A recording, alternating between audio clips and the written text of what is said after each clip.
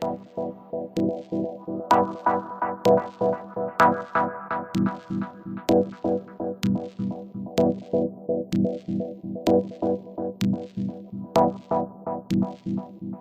everyone. You're listening to the Blockchain Socialist podcast. And for today's guest, I have Harry Halpin. He is the CEO of Nym, which is a project trying to build a global privacy commons for the internet using mixnets, crypto, and anonymous credentials. I know Harry has a lot of experience of doing a lot of really, really interesting research around the internet, and especially when it comes to privacy. So I'm really interested in talking to him about his experience with that. So, hey, Harry, how you doing? Oh, it's good to hear from you. Maybe just to start, we can just do a quick introduction for people who may not know you, just on your background, how you got to where you are, since I know you've done some, before Nym, you were doing some pretty interesting and cutting edge research. It might be interesting for people. Okay, yeah. So, in terms of my background, I'm originally from the United States. I went actually to University of North Carolina at Chapel Hill, where I was too poor to study Marxism because they don't let poor people study Marxism in the United States.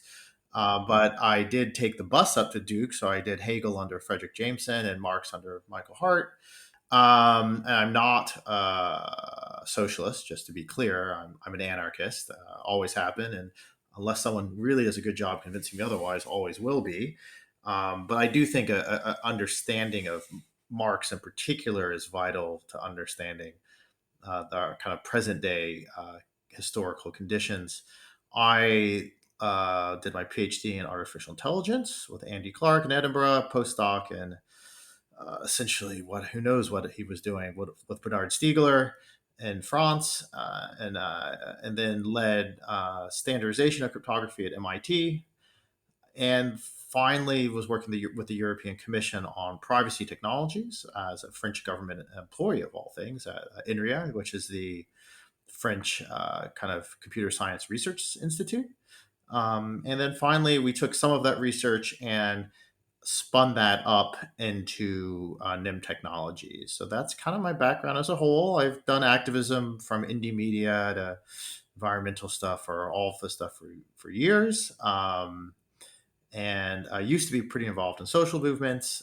Have not been super involved because being a CEO is actually a lot of work. So I have not had too much time for social movements in the last, I would say, few years. What I really want to talk about is privacy, because I think that is a really interesting topic that isn't really touched on a lot on the left.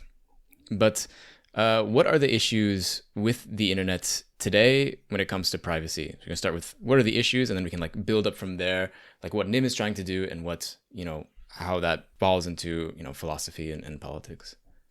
Yeah, I mean, privacy is very important for anyone involved in politics, regardless of if they're on the left or right. If you want to try to convince someone that you're not creating a dystopian hellscape, you have to provide some guarantees that they will have privacy and autonomy and freedom.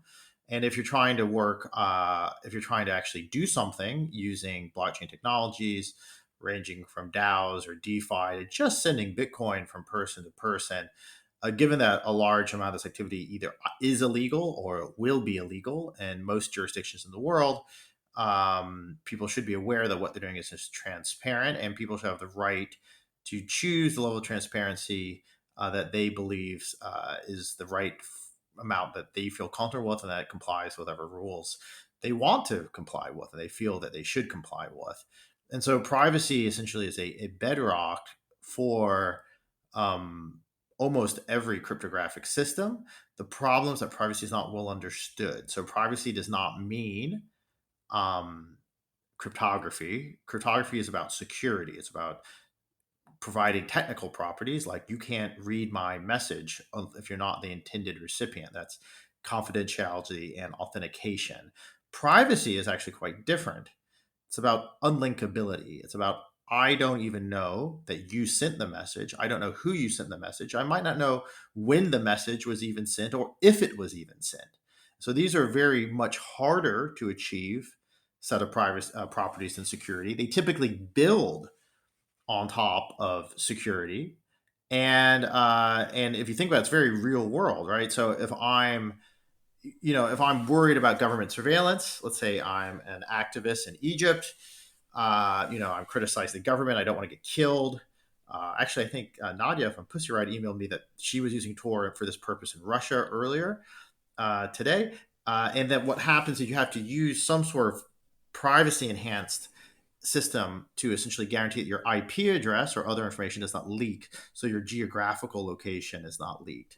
Because if you leak your geographical location, you could be perhaps found if you're hiding.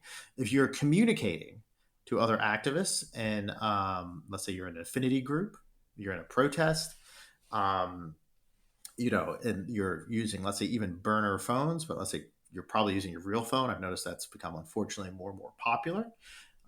And a few idiots have suggested that's a good idea. But the problem with that approach is that that phone metadata is all going through a phone company, which can record you, where you were, which often link you to things you might not want to be linked to, uh, and can link you to all your friends. So if they don't like you, they may also not like your friends, and your friends can get in trouble. And this leads to really terrible situations. We have a lot of evidence, countries like Syria, where they would use the hacking of what appeared to be peer-to-peer technologies like Skype in order to track down, imprison, and kill Syrian dissidents. So, I think if you are an activist, you're doing anything remotely practical in your life, you should be concerned about metadata, and you should be supporting and trying, although I have to admit most of the technology is pretty unusable, supporting technologies like Tor or Nym in the future that provide some level of privacy as opposed to just using, say, Signal or just using whatever crazy new blockchain thing is out there. Isn't like part of the issue in my mind seems to be like it's the US owns a big part of internet infrastructure, and a big part, at least companies from the US own basically the walled gardens in which we sort of are able to interact with the internet. And so they have this business, like freemium business model, in which people sort of are able to use their services for free, but they are sort of their data gets used and sold, and that's sort of like the transaction that's being made, whether people know it or not. And like when you create, you click I agree to the terms and conditions, and sort of like the domination of that business model has sort of led to creating what are essentially very good conditions for surveillance, for state surveillance. Yeah, so a lot of people are very concerned about advertising based surveillance, and I'm also concerned. I don't think, and the business model of the internet is effectively surveillance, particularly Web 2.0. So anyone who supports somehow uh, the web's current business models is against Web 3, this would be a mistake insofar as that Web 2 kind of guarantees that the only business model is surveillance. While in Web 3, you can imagine at least there's other kinds of business models. And the problem, though, is that what I've seen, because I read Zuboff's book and stuff, and she's smart, but she's definitely no Marx. She's very much a privileged liberal Harvard, She's a very, liberal, yeah, very for much a sure. liberal, and I think the problem of the liberal analysis of this entire situation is that first thing, it gets a little bit confused. So surveillance, historically, surveillance as a capitalist business model is actually a little new, or at least it's reached this kind of hyperdrive moment with Web 2. Historically, mass surveillance, including NSA digital surveillance, was done by nation states against other nation states or against dissidents. So, I want to hack, if I'm the Syrian government, I would like to hack Skype to kill some dissidents. I as Assad cannot necessarily just email Microsoft and be like, hey, give me all that wonderful login, log out information you have with all the IP addresses and all the contact lists. Instead, I typically have to backdoor that software, or I have to monitor the software using essentially state controlled um, telephone telco companies, of which there are all state controlled in Syria. And so I do want to, often I think the problem that Zuboff has, and a lot of criticism of surveillance capitalism has in it inherently, is I get a bit confused that the problem that someone is selling my data and not giving me money for it, it's not really clear how much your data is worth. I mean, I agree that's a problem, but that's a very I would say it was a very first world Western problem.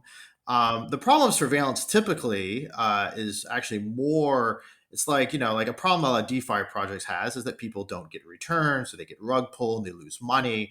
The problem a lot of privacy projects has that if the privacy software doesn't work, people can get tracked and killed. That tracking and killing is typically not done by Silicon Valley directly. It's done by mostly governments, sometimes criminals or gangs, sometimes non-nation state actors, but mostly governments, to be honest, in terms of actually putting people in physical danger and imprisoning them. In terms of like Silicon Valley, now it's not true Silicon Valley is antagonistic. Various companies have at various points refused to cooperate. So, for example, the Twitter historically refused to cooperate with U.S. subpoenas on, for example, WikiLeaks volunteers, so on and so forth. But then you're seeing, Henry Kissinger and Eric Schmidt write a book about AI, and that Google is cooperating very heavily. So I think at this point, what you're seeing is a slow merger, which is kind of natural given the kind of monopoly capital status that Silicon Valley has, with U.S. government interest and Silicon Valley, and that you're going to see an increased militarization of personal data captured originally for advertising. Uh, Originally, when advertising, I don't like it, but it's not going to, I don't think it's going to make me, vote for Trump or brainwash me by Russians. I think that's all quite silly. I think it has some subtle behavioral effects, but I'm not every day in my life worried that I am mind controlled by Facebook ads or something like that. That being said, I am very concerned um, that, for example, email data, contact data, and all of this, anything which is essentially in Gmail is probably directly given to the United States government. Now, I'm also not a so there are various governments in the world. They all are have problems. I don't necessarily think that, for example, I don't know, name a nice what's it called? Finland. Yeah, Finland, but also let's say, let's not pretend that like, I've been to Cuba. It's not nearly as bad as people have said, but I'm not going to pretend the Cuban government's going to be nice to dissidents. Even Finland's not going to be nice to dissidents. So there are many, in general, every government wants to control its population to maintain the power of the ruling class, and they will do this through surveillance to control in order to direct physical violence towards dissidents. And so that's kind of like our main concern, at least at Nym. That's my main concern. That's why I started the project. And I think Silicon Valley will give the U.S. a soft power edge in that. In China, that same edge will be given by the Chinese equivalent of Silicon Valley companies. Countries which do not have these kinds of surveillance technology companies will be essentially colonized in the form of cyber colonialism. Our co-founder George Denises had a nice blog on that, by countries that do sell surveillance technologies or have access to surveillance data. So, for example, Saudi Arabia has to choose. They want to kill their own dissidents. Who are they going to work with? They're going to work with Russia. They're going to work with China, with the U.S. They'll probably not work with the U.S. and getting data requests from Google. And it's over the long stretch of time, most governments will do this. I don't think the U.S. will maintain internet superiority forever. It's clearly an empire in decline. And so we are going to see a world where many, many different governments are all essentially trying to repress their own dissidents, because obviously we have global problems which are cross borders, climate change, economic crisis, so on and so forth. And yeah, it's going to get worse and worse. And that's why you need privacy technology, not just to prevent advertising, not just as ad block, but also, to really prevent even nation state level adversaries from knowing who you're talking to, when and where, all the time. Do you want to talk a bit? I read into that that you were an environmentalist activist for some time and did have some like run-ins with, issues with surveillance, essentially. Yeah, no, I was involved in movements to essentially, well, at that time we thought prevent, although that's at this point probably not possible, to at least raise awareness at very least around the issues of climate change and climate catastrophe. This is about more than 10 years ago. We built climate camps where people used civil disobedience to shut down coal burning power plants in the UK to bring attention to the fact that the UK was actually constructing more coal burning power plants. I had a personal undercover cop called Mark Kennedy aimed at me. I was one of the organizers of protest against what was called the COP Summit, recently happened in Glasgow in Scotland. But at that point, I think 2009, maybe 10, was in Denmark and Copenhagen. The undercover cops targeted me for arrest. They beat me up and they arrested me. And then I was put on various blacklists. I did get out. They didn't actually have any reason to arrest me. I was a delegate, for example, at Copenhagen. But at the same point, as soon as the undercover police began focusing on me, I could not, for example, go to manifestations without, for example, basically bringing attention to everyone else I was near. So I was more or less forced to stop, insofar as I didn't want to endanger any other protesters or any people in social movements. Yeah, and that happened in the UK with the help of the United States government, and with the eventually spread to France, and definitely with the help of the Danish government. And yeah, so something as innocent as climate change protesting was viewed as the equivalent of domestic terrorism, I would say, about 10 years ago. And so all this crocodile tears over CO2, we knew, I mean, everyone, including climate change scientists, were saying the exact same thing 10 years ago. And rather than listen to us, they tried to put us in jail and blacklist us from even having jobs and stuff. So we're very, I think, to some extent, though, the nice thing about undercover police is that you can see them. They can be identified. Our undercover cop, his girlfriend found his fake passport and he was revealed as an undercover cop, which was very nice for us because we figured out who was surveilling us. But the new kinds of surveillance we see on the internet are primarily impersonal. So it does lead to a little bit of paranoia. Probably leads to less.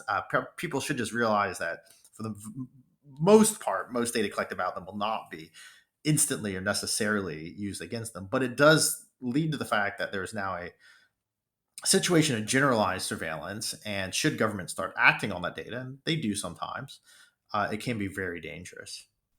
Yeah, I mean, I think that's a really interesting example because for me, it feels like the issue is especially bad for anybody who, if you're a serious person and you seriously want to challenge capitalist institutions, because you're challenging capitalism, like there is just a much higher likelihood that you will be watched or that you will be surveilled by various state security agencies. It's like not like I think there is this like very silly dichotomy that either you're being surveilled by like the state because you are pro private sector, or like vice versa, or something like that. Like I think sometimes like conservatives kind of like, for some reason, I think weirdly conservatives or people maybe more on the right, sometimes they bring it up or they give lip service to surveillance a little bit more, even though I think that the left has a much larger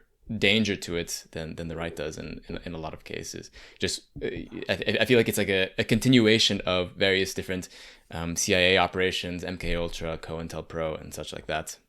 Yeah, I would agree. I would say that the most Black Panthers, what happened to yeah, the them? Yeah. strangest thing you realize is that the police have a giant imagination. So the global left is for the most part disorganized and harmless.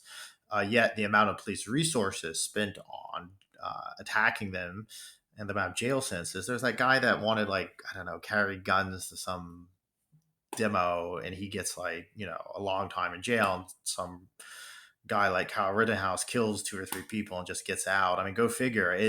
There seems to be much more pressure on the left for reasons which I think due to the fact that historically, the left is not particularly doing well right now. I would say in terms of actually being a threat to any kind of nation state. I mean, maybe Bernie Sanders or someone like that will get elected. That's about the most major threat that global capitalism has from the left right now. That being said, historically, if you look at the larger scope of history, going back from the 1800s into the early 1920s to anarchist assassinations of presidents and archdukes to communist revolutions in Russia and of course Asia, and Africa, South America as well, is very close for the most part.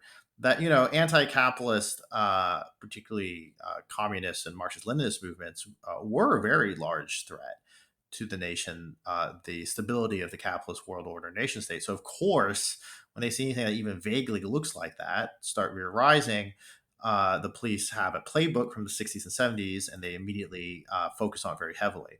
Now, that being said, I would actually think that, realistically, the far right, I mean, the January 6th quote unquote insurrection in the United States was, yeah, absurdist event at best.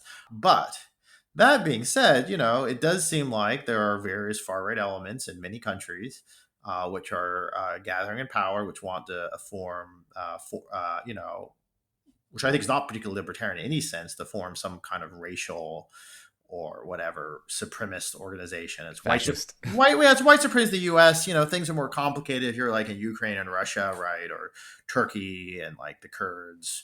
But regardless, there's always some sort of either fascist or just sort of weird, kind of authoritarian social movements forming, and it is the state does often ally with those movements, with the police, but they should also be a little bit probably more worried about them than they currently are. Historically, fascism, it's the alliance between authoritarian driven social movements and large capital, which leads to fascism historically. And I could definitely see that happening in a lot of countries right soon. So how does decentralized technology play into this equation of surveillance, or anti-surveillance? 'Cause I think sometimes there has been, as probably a lot of some let's say critics on the left who kind of think of decentralized technology as something that like doesn't really matter. That we don't need to think about decentralized technology because I don't know, it's a tech solutionism or something like that. Yeah, I mean the tech solution stuff, which is mostly from Morozov, is absolute garbage. I mean, he's a former State Department tool, I believe. I mean, he's from Belarus, has been living in Stanford for ages. It's good he's finally going a bit left wing. I mean, that's nice as opposed to just being a kind of internet troll. But the problem with techno solutions, you throw, it's a very non Marxist viewpoint, because I think what Marx would say is that, of course, you have social relationships. That's what drives things. And social relationships are, essentially give concrete or concretize to some extent and give rise to technological forms.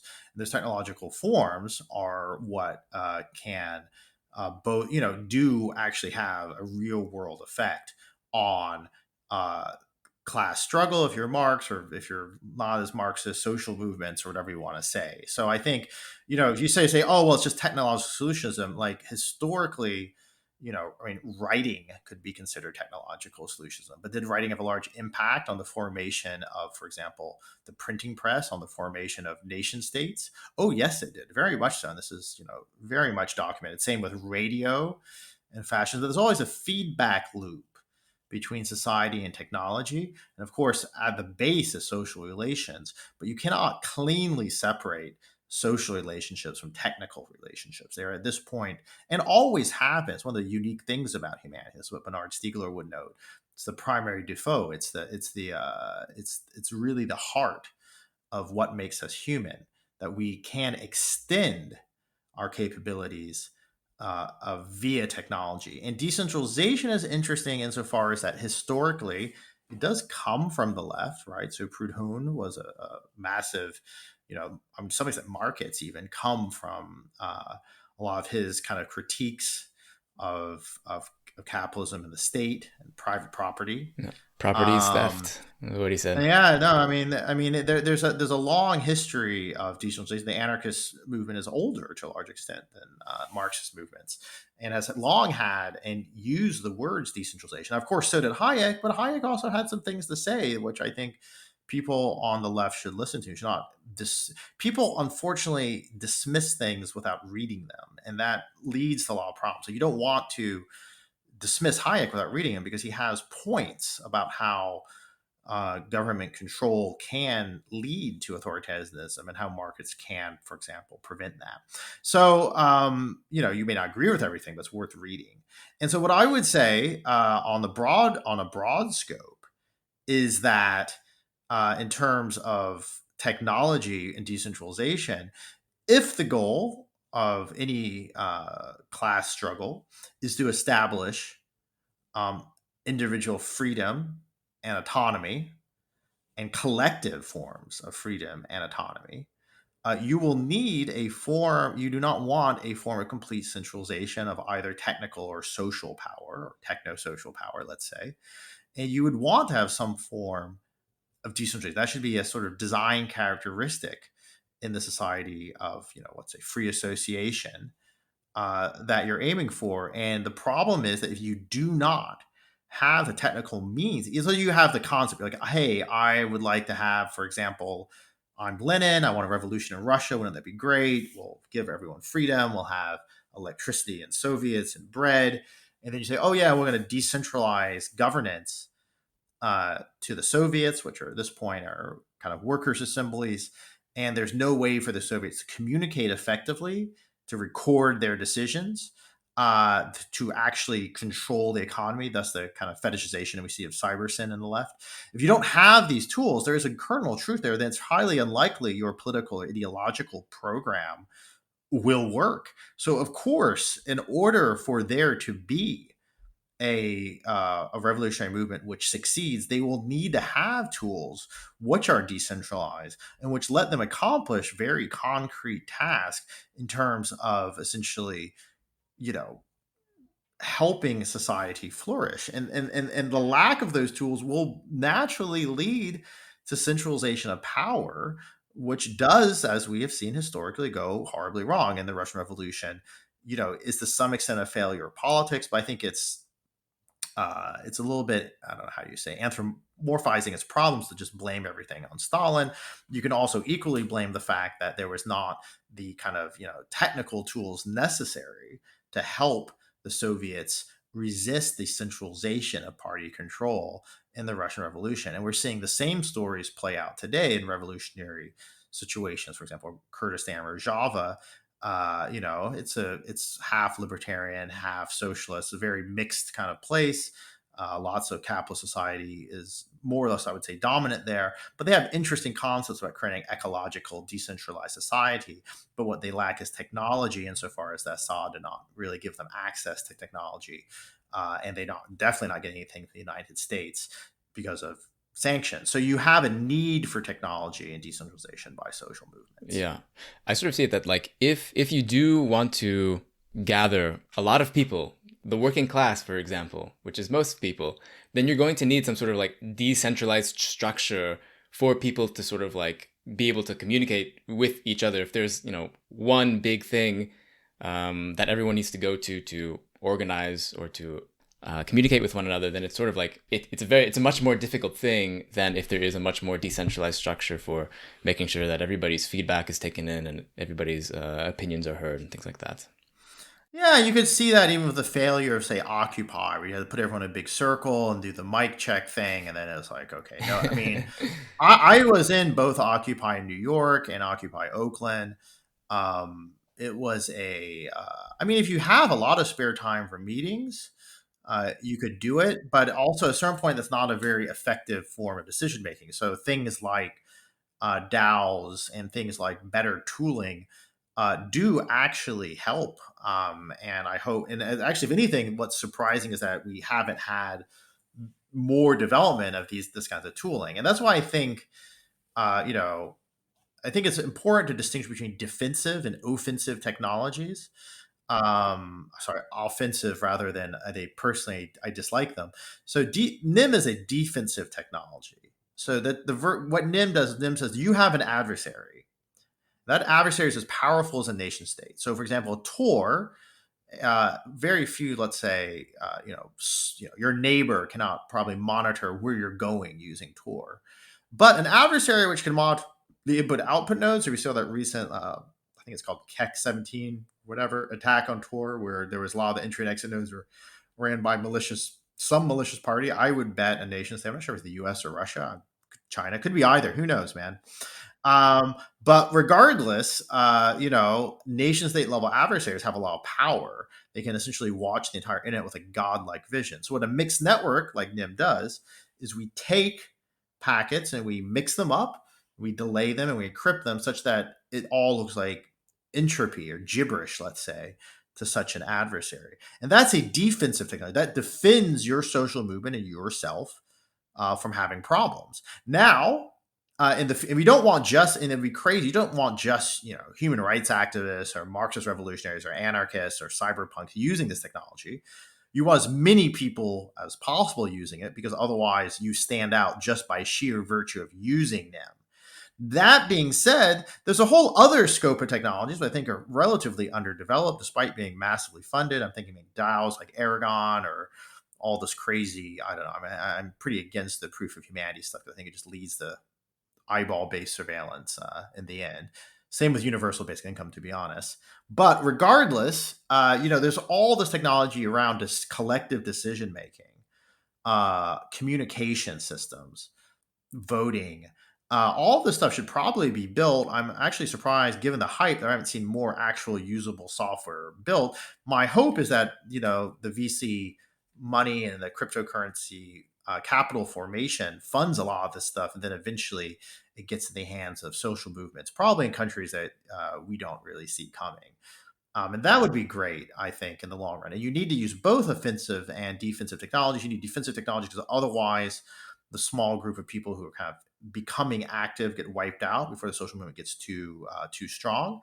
But you also need these kinds of more creative technologies to actually rebuild society. And that's unfortunately not what Nym is working on now. Maybe in the future, I'll be happy to return to that. I did work on some of that stuff years ago, but it ends up being very hard. I would also just make the final point that defensive technologies, it's important that people take them seriously. I saw, for example, with the Bernie Sanders campaign, everything is ran over Slack.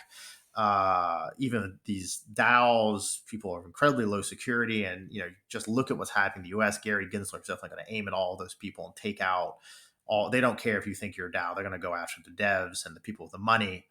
And so I'm always shocked, both within capitalism and people who are critical capitalism. At this point, even capitalists should be critical of capitalism. That there's not more concern over defending their privacy and other defensive means. Now, at a certain point, if a revolutionary social movement takes off, Tahrir Square in Egypt being the classical example, it doesn't really matter if they turn the internet off, because the entire country is in revolt. The entire world could be in revolt. At that point, defensive technologies matter less. But you have to remember that, part of why Egypt and Tunisia were successful to the extent that they were in overthrowing their local governments, and I'm a kind of equal opportunity government supportive of overthrows of corrupt governments. One of the reasons they were successful is because they were not personally targeted so quickly. But in countries where the kind of social movements take time to grow, class struggle has to involve not maybe everyone, but at least a decent subset of people in the class. And that's not the case if the early folks get hunted down and put in jail, which is definitely what happened. And the classic counterexample being Syria. Yeah, that's something that I really fear. It's sort of like any sort of social movement at this point in modern times just has to involve the internet in some way, has to involve like digital technology. It's like something that I think is like unignorable, and it would not be surprising to me if the Democratic Party had some sort of backdoor into like the communications of the Bernie Sanders campaign. Oh, I would be shocked. Yeah, otherwise, yeah. Happy New Year's, everyone. If you're enjoying this episode so far, be sure to subscribe, leave a review, share with a friend, and join the crypto leftist communities on Discord or Reddit, which you can find links to in the show notes. If you're enjoying the interview or find the content that I make important, you can pitch into my efforts starting at $3 a month on patreon.com/theblockchainsocialist to help me out and join the newest patrons like Aritra, Yasser, Marissa, Matt, and Osni. Any amounts really help, since making this stuff isn't free in terms of money or time. As a patron, you'll get a shout out on an episode like I just did, and access to Patreon exclusive contents like Q&A episodes where you can submit and vote on questions you'd like me to answer, and I'll give my thoughts in roughly 20 minutes. In the next Patreon Q&A episode, I'm going to be taking a deep dive into the differences between proof of work and proof of stake from a socialist perspective. Of course, I'll still be making free content like this interview to help spread the message that blockchain does not need to be used to further entrench capitalist exploitation if we put our efforts into it. So if that message resonates with you, I hope you'll consider helping out. Now, let's get back to the interview with Harry Halpin. But maybe you can explain a bit more how Nym works now. You mentioned a mixed net, which I think Tor is also kind of a mixed net.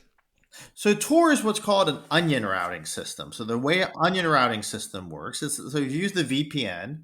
Every time you see internet traffic across the world, you say, hey, I want to go to this IP address. Maybe that's Facebook's IP address. You get that IP address from a domain name server, typically, although sometimes it's hard coded, like the Bitcoin seed, and you send it this traffic to the IP address, and it has your IP address because how TCP/IP works is you send messages, you get acknowledgments that they've been received, and that's a very nice technology. UDP in reverse is one way, you just send messages and hope they get received, and that also works for certain kinds of things.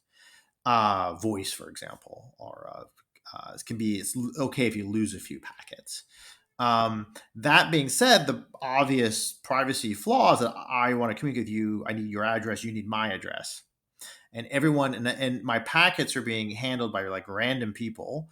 And those packets can be either observed or actively interfered with by all the random servers in between you and me, or me and Facebook, or, who knows, on the internet. And I think that's important to understand about why a VPN works and doesn't work. So people think, oh, I can get away with this by just using a VPN. Like Mullvad's a pretty good VPN. But the fact of the matter is that, so you send your packets to Mullvad, and Mullvad sends them to Facebook, whoever. But the fact of the matter is Mullvad knows exactly who you are when you're sending it, and they know exactly where you're going. You just hid your IP address. That's it. But the timing and the volume change. Now, Tor is just like a 3-hop VPN, where each hop you add a layer of encryption and you peel that layer off the next hop. So eventually you put 3 layers on your little packet, you send it out. After it goes through 3 hops, each layer is peeled off, then it goes to where it's supposed to go. That's how Tor works. It's called onion routing because these levels of cryptography are like peels in an onion. Layers, yeah. But then the problem with that is that you're still not disguising the timing and the volume information. So it's still like, let's say, the famous example is, I'm gonna send a message to someone. I want only them to receive it. Maybe it's not clear. Let's say I'm buying something that I don't want someone to know I'm buying. I buy something. The enemy's watching the merchant. I'm like, oh, well, who is going to buy that, sketchy copy of Karl Marx? That copy of Karl Marx gets shipped. I can see when that, let's say, Monero transaction went through. I can see that packets were being communicated. That time, because only so many people maybe bought, and probably only one person, to be honest, bought Karl Marx at that particular time. Then what happens is they can identify the fact that it's you, because you're the only person that sent Monero at that particular time. So you see this timing information as being really important. And so what a mixnet does is, it's like Tor, there's 3 hops, but rather than just grab the packet, unwrap it, send it to the next node, what it does is it waits for a few other packets, and then it mixes those packets up like a deck of cards. And if there's not enough packets, it adds some fake packets.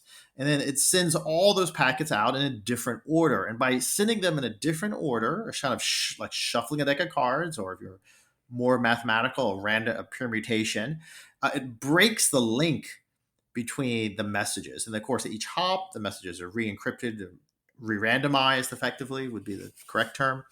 And so you can't link the messages, and you can't even distinguish fake messages from real messages. So you don't know even, for example, what's a real message. If I'm online, I might not be talking to you, I might be talking to anyone, but my computer can still be sending out some fake messages. More difficult with mobile phones, and that's kind of what gives Nym its advantage, I think, in terms of privacy. Now, of course, there's certain things that Nym would work well for. It would work very well for cryptocurrency transactions, probably work pretty well for things like Signal, for instant messaging. Would not work as well. We do recommend it. I use Tor every day, and would not work as well for things like web browsing as say Tor, because Tor is not going to be faster. I was going to ask, it's like you're gaining the the secrecy, but it slows down a bit the movement of packets. So it slows down the how quickly you would see the information, I guess, necessarily. Yeah, you're losing some Yeah. latency. And that's a trade-off that we can tune. We don't It's not minutes, it's usually, up to a minute, if not seconds of latency. And the nice thing about the cryptocurrency people is that, you know, typically cryptocurrency folks are okay with waiting a little bit of time for I would happy to wait a little bit longer for my transaction to settle in Bitcoin than I don't personally use whatever Stellar, but then maybe it's faster on Stellar, but I trust Bitcoin more. And I trust Bitcoin more than my bank. I don't want to wait for that end of day settlement. I want to get my transaction. And that's the same thing, with Nym. It's like if you're willing to pay that little extra cost and latency, I'm willing to wait for my signal message an extra 30 seconds. You can get a lot more privacy. And that's what we're hoping to see happen over the next year or so. So like at the moment, when you send a cryptocurrency transaction, if I understand correctly, you are still some people wrongly believe that it's completely anonymous, like when you send a Bitcoin transaction, which of course it's not in terms of like the public address, but also I think in terms of like the metadata that gets leaked as well. Yeah, so on the blockchain, I have an article or interview on this actually coming on Bitcoin Magazine tomorrow. The UTXO model, where you get a new kind of you send money to yourself and you get a kind of new public key every hop. It's quite ingenious, but it's not actually capable of resisting an adversary that has any form of machine learning in terms of de-anonymizing you over time. So it's not anonymous; it's pseudonymous technically. So anonymous is no name. I'm pseudonymous. Yeah, yeah. Pseudonymous is fake name, and Nym is just name because we try to support all these different kind of use cases, both pseudonymity and anonymity, and everything in between. And selective disclosures, I might give you my real name, I might only give you my age, for example. But it should be remember that Bitcoin is pseudonymous at best. It's harder to censor because it uses peer-to-peer traffic, but peer-to-peer traffic is not necessarily private. I can just watch the peers sending traffic, and I can actually figure out by watching the peers who's sending what traffic. And that's not a theoretical attack. Chainalysis in 2015 said they were doing those kinds of attacks. And also, a lot of people in Bitcoin are very confused because they think layer two or blockchains in general, people are somewhat confused because they think there'll be some magical solution to privacy. So, for example, one solution that, let's say, Bitcoin people talk about is Lightning, but as you saw, Chainalysis can now de-anonymize Lightning. It's obvious. Just because something is off chain doesn't mean it's private, right? It may be harder to surveil by, I can surveil Bitcoin. I can just download the chain and download block science and run some algorithms. But it does just your ISP can easily be copying our transactions, identify Lightning transactions, pull those out, hand that to a government or a private company, and they can use machine learning. They've just recorded those on their own quote unquote blockchain, which is just a surveillance log. So Lightning is not anonymous, and then zero knowledge proofs are also not anonymous by default. So a lot of people have a lot of hope for things like zero knowledge proofs and signatures. I do too. They are good, but they're useful in a limited way, which is they let you record things on a blockchain without being transparent. But still, if I'm using Zcash, I'm sending some money, I'm buying that copy of Karl Marx from that sketchy bookstore in Berlin or whatever. And a government or someone's looking at me, my ISP is looking at me, and they want to know if I'm the guy sending that Zcash transaction. They're looking at the merchant. They can just look at the timing of information. They don't need to read what's on chain. They don't need to know what's on chain. So you may be perfectly, and I think Halo 2 and stuff are about as good as you're going to get. You could use those zero knowledge proofs on chain, but privacy is holistic. It involves all levels of system. So if your peer-to-peer broadcast isn't secured, if your peer-to-peer broadcast, as it does by default, and Zcash reveals your IP address, if your peer-to-peer broadcast reveals the time, which it does even a tour of your IP address, your IP transaction, your Zcash broadcast, you can still be de-anonymized. So you need things like Nym, but Nym's not the whole picture. What you need is also kind of privacy-enhanced apps in general, a kind of holistic approach to privacy. Mm. And so where does crypto fall? Like, what does crypto add to when creating this infrastructure for privacy and, anti-surveillance?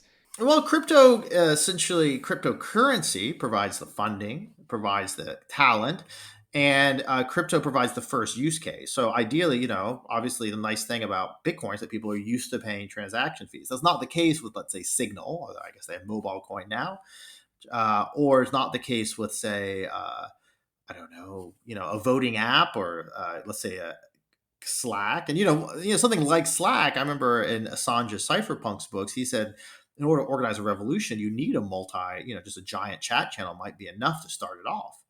But they aren't used to paying.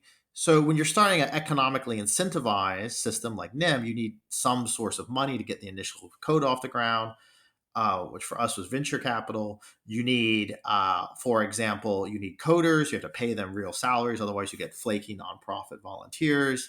So we, again, use venture capital to pay people. And then you need people to run the nodes. Tor, it's amazing. It's very altruistic that people run those nodes, but we don't want to compete. We don't want people to stop running Tor and run Nym. So we also want a very global spread of nodes. So if you ask some guy, we have one of our node runners in Ghana, you want that guy to run a node. You want a guy in China to run a node. You better pay. They need some money. They can't afford it otherwise. You want to be able to pay them. And so this is where cryptocurrency comes in useful, because it both lets people use the system. It enables them to pay for using a mixed net. And they can also pay for other people. It's in someone's best interest. Let's say a rich person wants to be private. It's in their best interest from a sheerly technical perspective to let as many non-rich people in the network as possible to subsidize those people. And our system allows that. And it's also important that you kind of keep the system running and without surveillance, without advertising. And we can do that via cryptocurrency. So cryptocurrency is very much a game changer for development of what we call privacy enhancing technologies or anti-surveillance tools. Yeah. So if I get it right, you have Tor on one side, which is a network of nodes in which you are sort of like you're doing 3 hops. You're creating these layers around your packets of data to sort of like anonymize it a little bit, but these nodes are sort of run altruistically. So the people who are running Tor nodes are not like necessarily paid for providing that service. They're just doing it probably out of their own, the goodness of their hearts, because they believe in privacy and such. But that also means that, I don't know, I've heard like some conspiracy theories that, like the government is probably also running Tor nodes so that they can use that to like decrypt, packets at a certain point. And so like, adding cryptocurrency as a type of incentivization mechanism and like a funding mechanism for making sure that the people are appropriately that they want to upkeep their own nodes to keep the surveillance network there. That's sort of like a game changer. Is that correct? Yeah, I mean, yeah, it's a game changer as far as Tor has 6,000 nodes. We get up to 10,000. Now we're back to 5,000 with a valueless testnet token. So we were able to, you can only be anonymous using these kind of other people to help you. And so you need those other people to be there. You need lots of other users as well. You can only be anonymous in the crowd, for example, is the fundamental insight. But you need to somehow assemble the infrastructure. And that's what we use cryptocurrency for. So I run a Tor node. I like Tor. I want to support it as much as possible. That being said, if my Tor node goes down, I don't really notice. Right. That's unfortunate. I'm just too lazy. But if I had like $1,000 on the line and my Tor node went down, I would restart that Linux process pretty quick. I would make sure that I have a high quality of service. So it's the same thing in general. You're not going to win a revolution by offering worse volunteer. This is a problem with all anarchist movements. You're not going to win a revolution by offering a worse version of society where everything is more unreliable and volunteer driven. You're going to win a revolution by offering superior and sometimes different kinds of services or different kinds of life than you would, a more fulfilling and better ran existence than you have, for example, under capitalism. So, we're hoping that we can get high quality of service in a decentralized way. Now, we haven't launched the mainnet yet. See if it works out. It's still a grand experiment. And I'm not against altruism. I think altruism is very important, but it does have its limits, particularly when you get over 20 years old, you're in your 30s and 40s, you have kids to feed. It's important. It's also very, I don't say decentralization. I think a lot of people on the left, to be honest, they're privileged white liberals. They don't understand that the majority of the world has economic needs, and a lot of them exist in a fantasy world where they think, oh, there'll be some like socialist revolution which will enable socialist government, which will somehow, I don't know, give the people of India welfare. And I've been to Kerala; they're doing good, but the rest of India isn't, and it's highly unlikely for most of the world. It's just actually an unlikely proposition, and it also ignores the fact that many socialist governments do descend into tyranny. I think it's just incorrect to say they don't. And so, like, historically incorrect. So I think what you have to say, is that I think cryptocurrency empowers many people in the global south, many people who were previously excluded from finance, excluded from making money. You can be a perfectly good programmer, and there's all this, guilt in the U.S. right now. But whatever, they're still going to be racist, not give you a visa to get to the U.S. You're definitely, if you get a visa, you'll be enslaved by Google. Maybe they'll put you in a little on a boat. I know they were discussing earlier to avoid the process, but more likely, get H-1B visa. You can't leave your job. You're basically stuck. You can't, you can't be an entrepreneur, and you can't. An entrepreneur, sometimes they're just trying to solve actual social problems. That means you can't solve social problems. You can't make money. You can't feed your family. And I think it's important to use blockchain technology to encourage initiative and freedom and spread wealth in countries in the global south. I think that's why people in the global south, to be frank, many of them take blockchain technology pretty seriously. And I don't know what the left in the global south has been saying. Primarily, I have some friends that I think they're all a little skeptical, but the left in most of those countries is, to be honest, not super relevant anymore. People have real problems; they need real solutions. So that's why you're seeing places like Rojava express interest, for example, in Amir Taki's DarkFi project, or you're seeing support, even though I think some of his it's not all wonderful, but you're seeing support. I spent years protesting against the IMF, but now all of a sudden, El Salvador can ignore the IMF and do Bitcoin bonds. That's great. That's a real practical solution. And so I think, people who are revolutionaries do need to be practical and do need to have actual solutions, and not just kind of, I don't know. I always speak about, I'm not a friend, but I know someone who's he's a professor from Connecticut, and he kind of LARPs as a third world revolutionary, but push comes to shove, he's a professor from Connecticut. And he's like, oh, yeah, we have to support all these, essentially bankrupt socialist governments. And I do support some of those governments because I think they are better than, for example, US imperialism for many of these countries. That being said, let's not pretend they're doing great. Let's not pretend they're answering the actual needs of all their people. And, let's not attack cryptocurrency. Cryptocurrency is actually fulfilling some very real needs. Do you have anything to say about? Because I think some people they may hear this and they may think it's like good and nice, that it's a necessary thing, but maybe they're worried about like a situation in which, I don't know, the price of the Nym token, that's very important for the upkeep of the network, is fluctuating a lot, and maybe there is, like, because of venture capital, like they can manipulate the price of the token in some way. Do you have any response to like maybe that type of concern? Yeah, well, we have you can read our white papers in section 6. We have an auction mechanism that runs every round to stabilize the price. So it's true, the price goes up, the nodes make a lot more money, which is good because the nodes want to be rewarded. But the price facing users is stabilized by an auction mechanism. So essentially, that auction mechanism gets you kind of how do you say, a Nash equilibrium fair price for access to the network, given the available resources and how much money they need to run those resources every round, and that resets dynamically. So we measure the traffic. We say, okay, there's this much traffic coming in. If the price of the token skyrockets, it's fine. Then the relative fee would go down, right? Because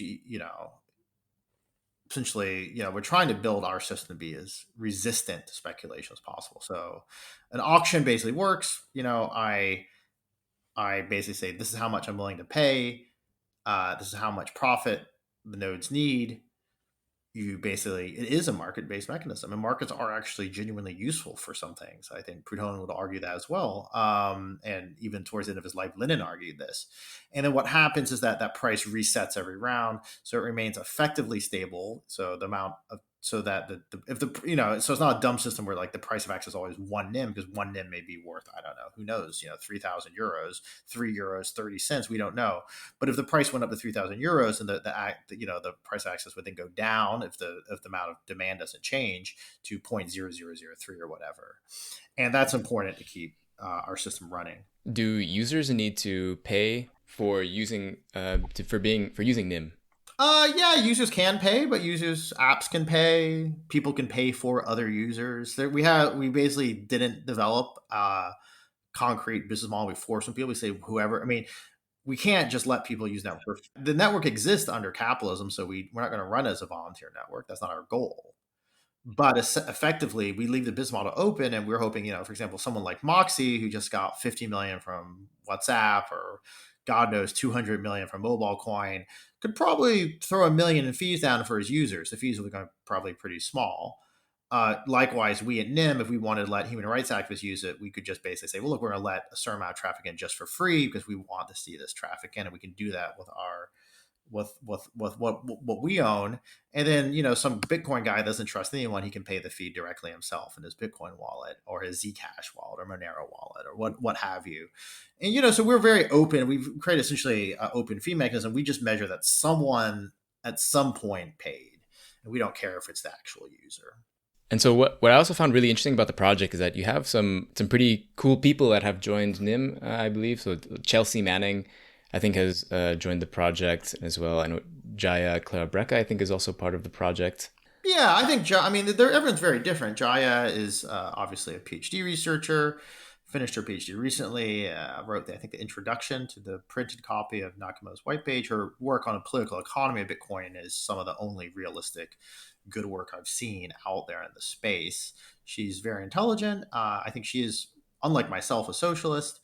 And would be a great other guest to have. She's very thoughtful, and been handling our communications very well. Chelsea is definitely an anarchist without any doubt.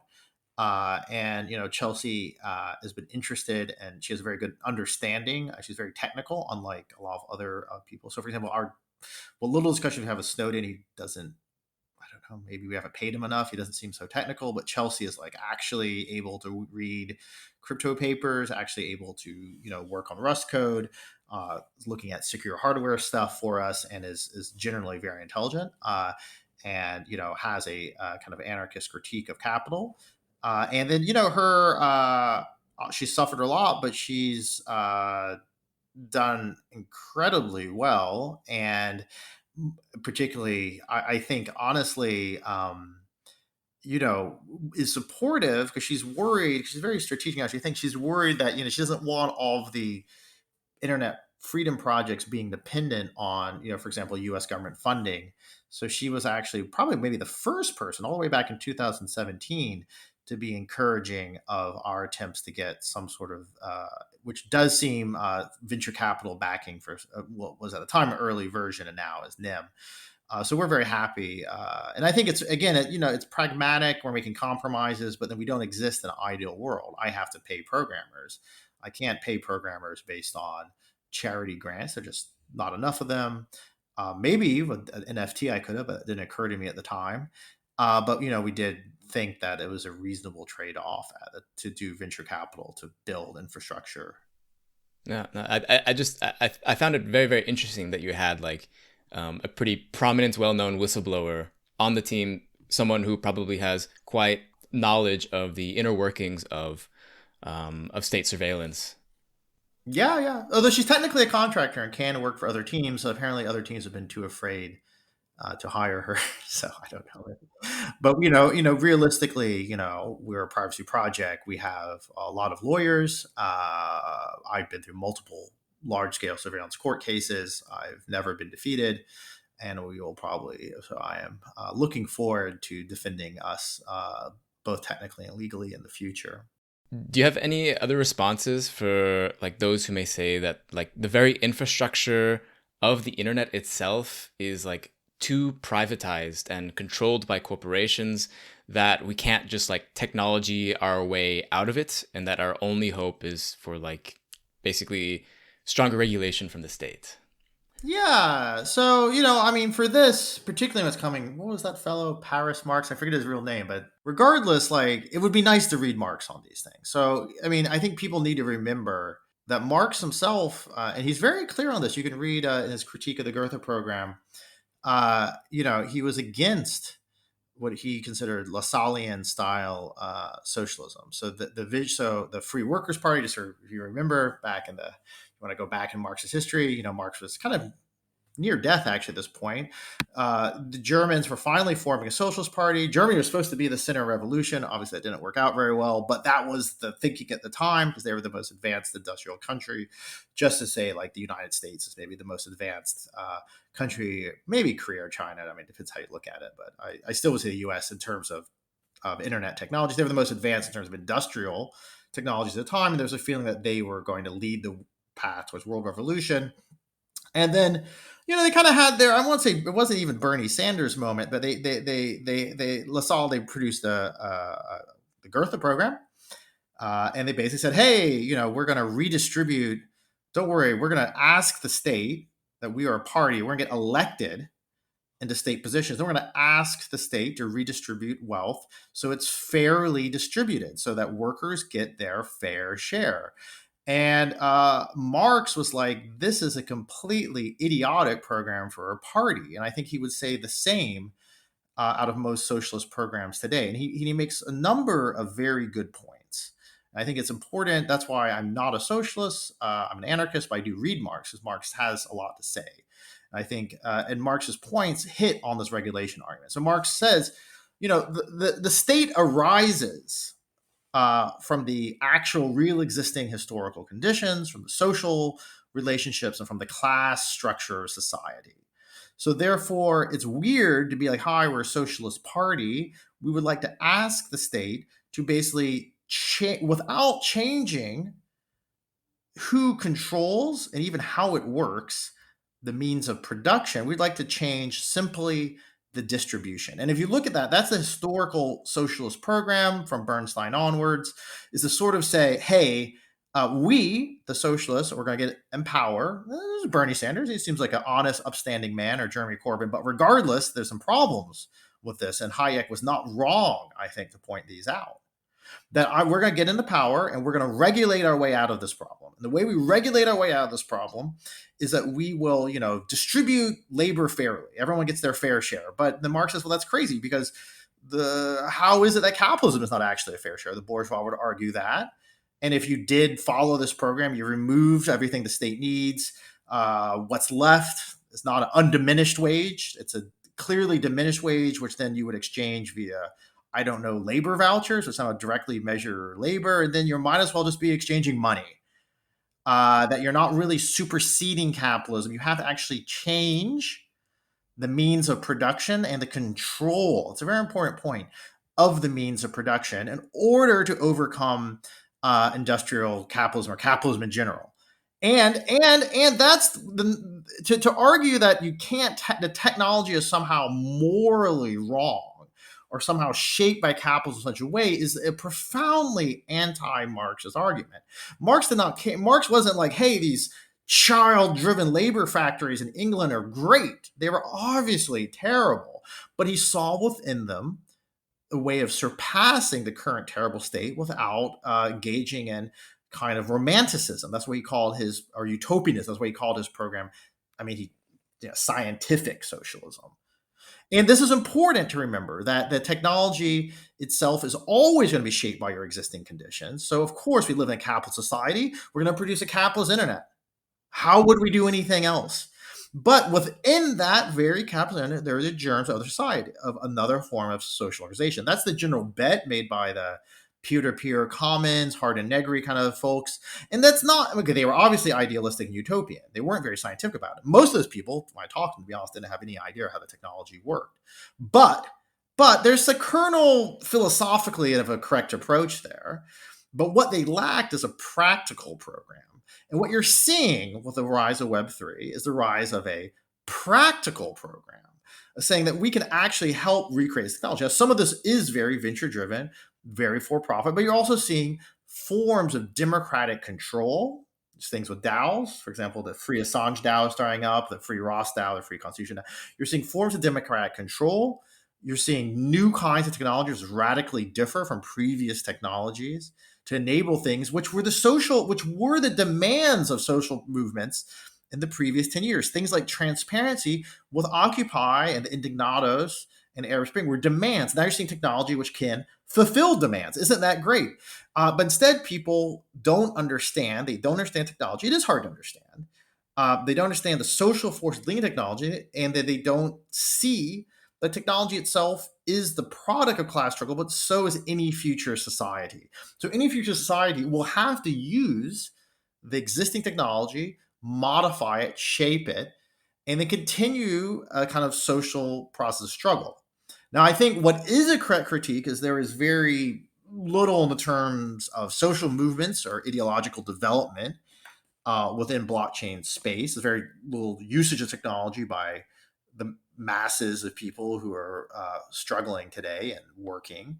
And there's very little, I would say the blockchain space is politically all over the space, which actually is, I find quite refreshing compared to leftist circles, but others may instinctively dislike. But that doesn't mean that they're not organically developing something which could be useful in the future. And it could also, but I'm not an accelerationist, right? So technological development, again, it's roots in society. So it could the acceleration of Web3 could just be in yet another form, could lead to even a worse form of capital. Whereas, I think, I forget who said this, the World Bank or someone, we own nothing. That would be that would seem terrible if you own nothing, but you lived in a world where actually things weren't collectively owned, but they were owned by, for example, another class, some sort of algorithmic overlord. That would be terrible. But at the same point, within the acceleration of technology and the co-joining of that technology, social movements, there exists what is a space of struggle, which is a space where you have to create new technologies, you have to engage with social movements practically. And this is what Marx himself was doing. He wasn't hanging out writing. I mean, he did write op-eds, but he wasn't hanging out as a university professor. He'd failed to get tenure, failed to get a job, if I remember correctly. He was actively writing manifestos, critiquing other parties, trying to bring things together. I happen to believe that, in the large space of things, Kropotkin and Bakunin were right in their critiques of Marx, that he didn't understand how his system would lead to authoritarianism. But there was other people doing the same thing. And they were, in other words, they were getting their hands dirty. And what I feel like a lot of the critics, of blockchain technologies aren't doing, which I'm very glad you're doing, is they're actually getting their hands dirty. They're trying to understand the technology, look at its potentials. And none of this is predetermined, but it's still nonetheless there. And that's a very fundamental kind of, I would even say, Marxist insight into our current historical moment. Yeah, I feel like it's if there is no contingency of the left or some like working class movement of people who try, even attempt to influence the development of technology, then of course, like everything that is sort of right now considered to be under Web3 is going to be developed in the interest of capital, or maybe like these future like algorithmic overlords. And I think sometimes I don't know, this critique of only being able to regulate from the position of the state is sort of, like you said, like one, non-Marxist, and is like, it's a nihilistic position to take, of just basically saying it's all shit, we can't do anything about it, because like I'm just not gonna hold my breath that one day the US government and the people inside the US government are going to all of a sudden become very competent in this stuff and be able to fix it for us. Yeah, and I can even quote Marx here while you were talking. I just Googled it. What we have to deal with is a communist society, not as it developed on its own foundations, but on the contrary, just as it emerges from capitalist society. So it's important to remember that there's this kind of process of emergence. And this is probably what we're seeing today, but you can't just assume the state will do it for you. In fact, that assumes, that's the whole critique of Marx of socialism, is that, quote unquote, his critique. I just have it here in front of me. It's really great. Sorry, I love Marxist.org. It's a wonderful website. It's here. Sorry. Okay, cool. This is it. Where Marx says the socialist organization of total labor arises from state aid, that the state somehow was going to give to people's cooperative societies in which the state, not the workers, calls into being. So this is what people are asking. People are asking the state to essentially regulate technology. And he just said, this is ridiculous. It's worthy of Lassalle's, this is the German, imagination that with state loans, one can build a new society just as well as one can create a new railway. So that's a very important point. What he's arguing is that you cannot expect the state to regulate things in the favor of destroying its own class structure in favor of getting rid of itself. Right, exactly. Yeah. If you believe that we live under, dictatorship of the bourgeoisie or something like that, like the state regulates in favor of the bourgeoisie. Like Yeah, it's completely classic, and in fact, not only and it will continue to do so. It is more or less unable to do anything else. If it did, it would be corrected. And furthermore, it's not just in the interest, but that over time, the state, for example, as the state gets more and more threatened, of course, the state will use violence against social movements, against people. Why would it not? Its goal is not to make things fair. Its goal is to maintain, uh, class domination, to maintain exploitation, and that's why I'm very skeptical of socialist states. I'm very skeptical of people. I mean, I think they're well-meaning. I'm not going to argue they're not well-meaning. I just don't think it's going to work. And so I'm actually more in favor of what blockchain technologies are doing, which is what Marx says we should do, which is to seize control, which may mean not a classic workers jumping on top of a factory, or what would that mean? Grabbing Jeremy Corbyn and his a bunch of grad students who have no idea what to do with a Google server or even how to run Linux commands. But it means basically spreading consciousness among the workers, which comes through their struggle, not through intellectuals, and then changing that means of production and transforming both who controls it and how it works. And that's that's that contingency that we see within blockchain technology. Now, it may fail. We may have to wait another 10 years if the environment so allows for us to do this with another round of techno-social evolution. But I do think it's possible. And I do think people should be more interested in the actual means of production, not just distribution and consumption. that I think that's a very, very common misconception about Marx, is that it's sort of like the way that conservatives portray socialism as just being about redistribution, which is like Marx very clearly talks about that it is first about the social relations of who owns the means of production, and then distribution is sort of like a downstream effect of that. Yeah, and that's exactly what you're seeing. We're seeing with the pioneering work on, you're seeing changes to money. You're seeing DAOs changing who owns certain things. I admit it's mostly pretty silly stuff like NFTs, but you can see a vision where you could see how this stuff could be very practical if you had to form a new kind of society. So yeah, I mean, I am very hopeful, and I only wish that the left on the internet would essentially just grow up, engage with real social movements, which they, for the vast majority, don't do, or they, stop just standing second-rate and socialist dictators. Stop trying to believe that somehow party politics is going to work, because I don't think it is.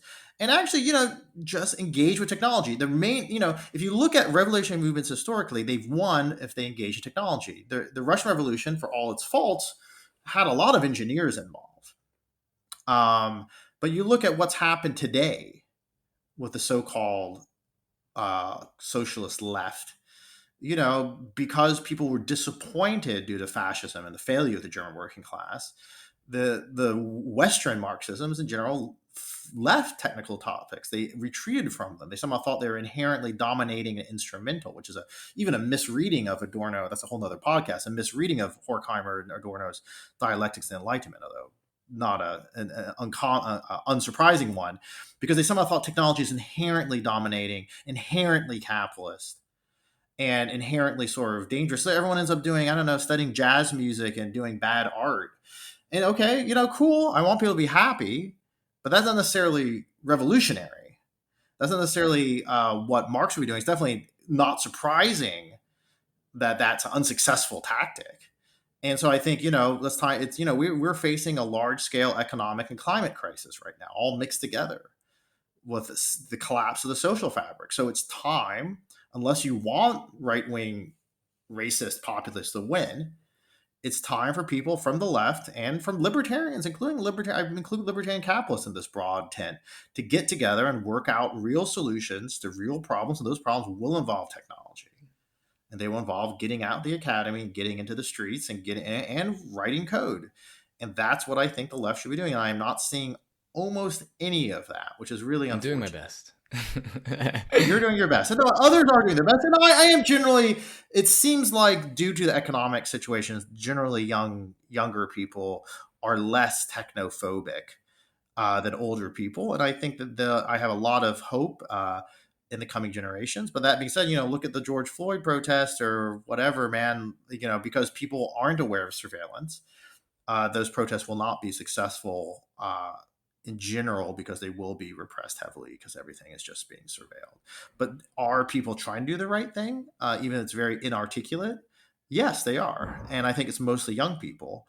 And I just think we need, but that being said, you need to have everyone contributing both intellectually and in terms of physical labor to social movements to, basically fundamentally transform and overthrow capitalism.